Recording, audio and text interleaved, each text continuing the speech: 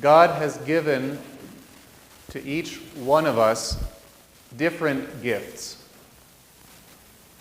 God has given each one of us different strengths, different talents, different things that we uniquely are good at. As an example of this, and I think some of you have heard me say this before, we have some very good bakers in our parish who can make really excellent prosphora. That's the bread that we use for Holy Communion. There have been times in the past when we haven't had someone on the schedule. Someone was not available for baking bread when they were scheduled for. And so I've had to go and bake the bread in place of them. And let me tell you, like I said, we have some excellent bakers in this parish. I am not one of them. I have made some absolutely terrible loaves of prosphora before. Earlier this year, I set a bit of a New Year's resolution for myself that I would finally get about to trying to learn how to bake a decent loaf of prosphora. And it's gone okay, so that's getting a little bit better, but still, baking is not one of the talents that I've been given. It's not one of my strengths. Some of you have that strength, that ability, and some people like myself aren't particularly gifted in that regard. All of us have some things that we're very good at, and some things that are best left to other people, some things that are not our particular strength.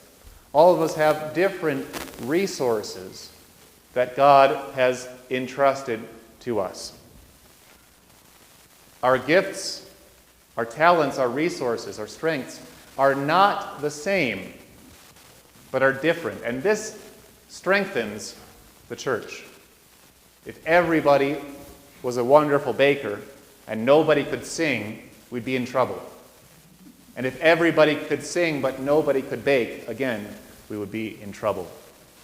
Our gifts, our talents need to be different so that as the church works through this task of fulfilling the ministry that we've been entrusted with, we can fulfill that ministry with all of our different strengths, with the hands and with the feet, with all of the different parts of the body of Christ. And that ministry that God has given to the church is a ministry that has been entrusted to each and every one of us.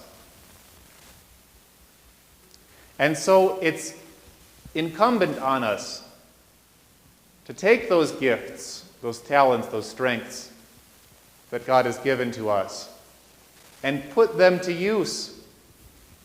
To use those gifts that God has given us to be fruitful in our work towards fulfilling the ministry that God has entrusted to us. In today's epistle reading, St. Paul says, working together with Him, working together with God, we entreat you not to accept the grace of God in vain. St. Paul recognizes we've been given God's grace, we've been given God's gifts, and we cannot let that grace go to waste. We cannot accept the gifts that God has given to us in vain. But we have to work together with God so that those gifts can bear fruit. The word that St. Paul uses when he talks about working together with God, he says, synergundes. We get our word in English, synergy, from this. It means literally to work, ergazo, together. To work together. We are called to work together with God, not on our own. If we rely simply on our own strength, then we won't get anywhere in whatever it is that we're trying to do. But at the same time, if we don't put in our effort, if we don't put in our part of that work, well, then the vessel that God has wanted to use to bring his ministry to the world we're not doing what God has commanded us to do. We have to work together with him so that the grace that he's given us would not be in vain, but that we would all bear fruit. St. Paul brings forth the apostles as the primary example for us of what it means to be people who bring forth fruit from our labors together with God. St. Paul points to all the things that the apostles have done. He says their endurance, look at their afflictions, look at the hardships that they endure, the genuine love, the truthful speech.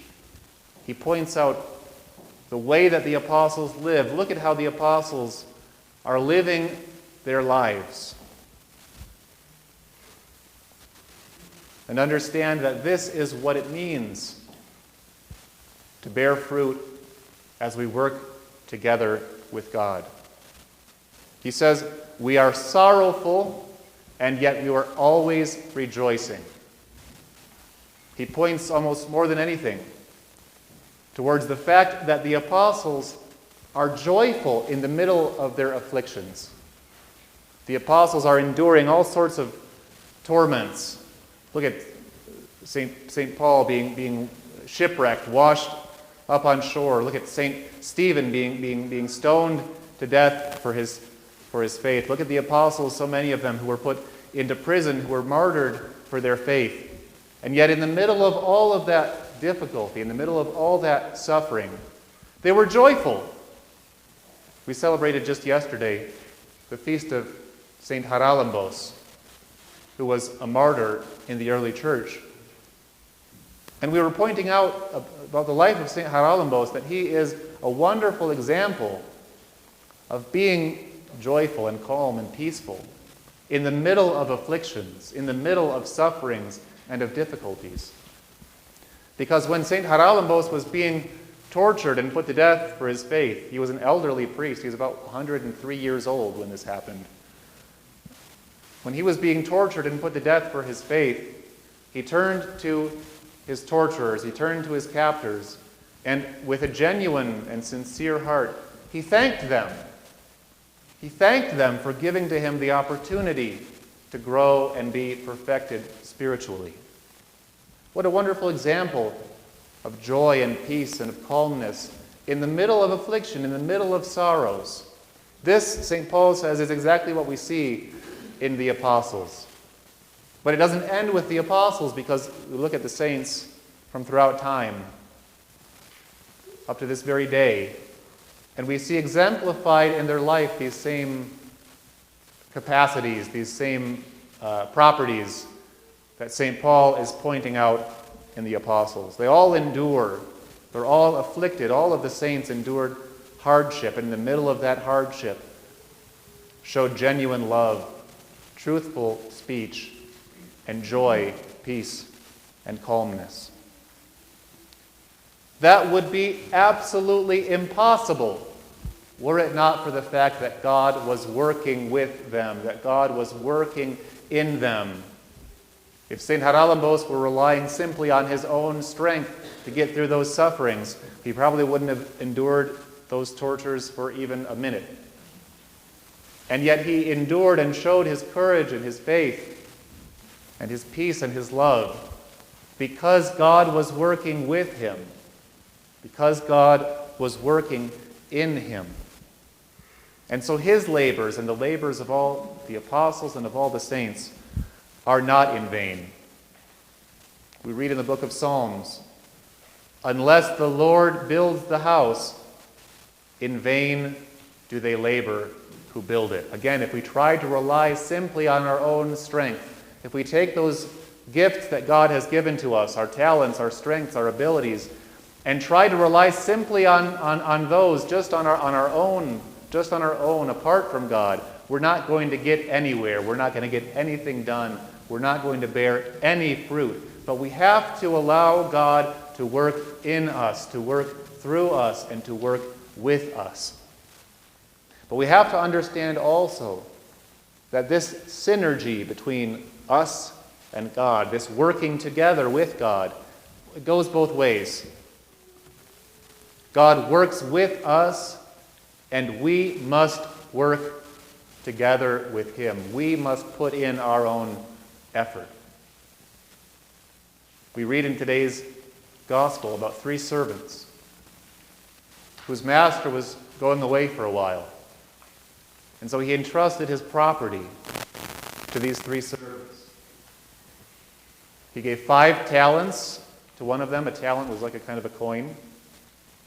He gave 5 talents to one of them. He gave 2 talents to another. And to the third he gave 1 talent. Well, the first 2 with the 5 and the 2 talents, they went away, and the word in our translation says that they traded with those coins, with those talents. The word in Greek actually is they worked with them.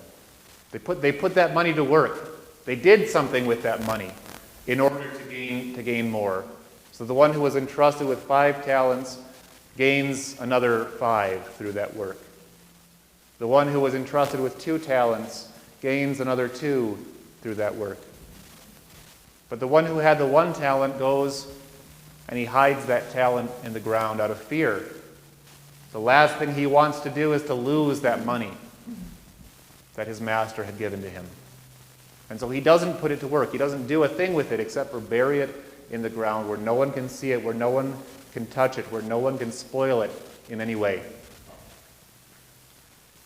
When the master comes back, he's very pleased to learn that those first 2 servants put that money to work and came back with something to show for their labors. That they were entrusted with those gifts, with that property, and they were responsible with it. They did something good with it.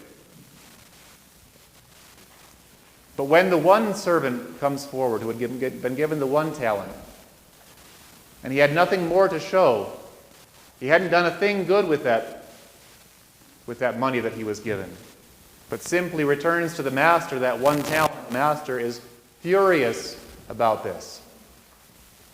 He says, at the very least, you should have invested my money with the bankers, and then I would have received it back with interest. I was very interested to see that I saw the word interest in the gospel reading. I thought, what's the Greek word that's being used there? That's always what I look to.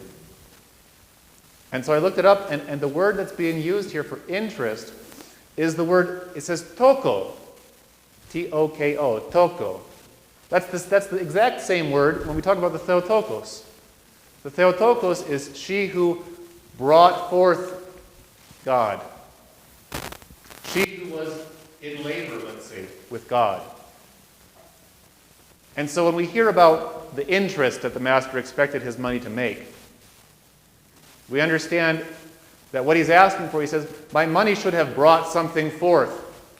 There should have been some sort of labor attached to my money, so that now I would receive it back with interest. Those who received from the master and who put those coins, who put that property they'd been entrusted with to work, so that there was fruit, so that there was something to show, these people were pleasing to the master. Whereas the one who received from the master and then took what he had received and hid it in the ground, showed it to nobody, wanted nothing more than simply to protect it, make sure it wasn't lost. This person was not pleasing to the master, who wanted that servant to put what he had given to him to use, to make something good of it. Now again, God has given to each and every one of us talents. It's a happy coincidence that the word talent that refers to that coin, in Greek, talandon, that the word talent that refers to that coin in English refers to the things that we're good at. God has given to each of us different strengths, different abilities, different resources. And he has entrusted his ministry to each and every one of us. He's given us that task of working together with him so that that ministry could be fruitful. And so let us work together with him so that our labors might not be in vain. And then we will hear him say to us, just as he said to the apostles in their afflictions, "Enter into the joy of your master." Amen.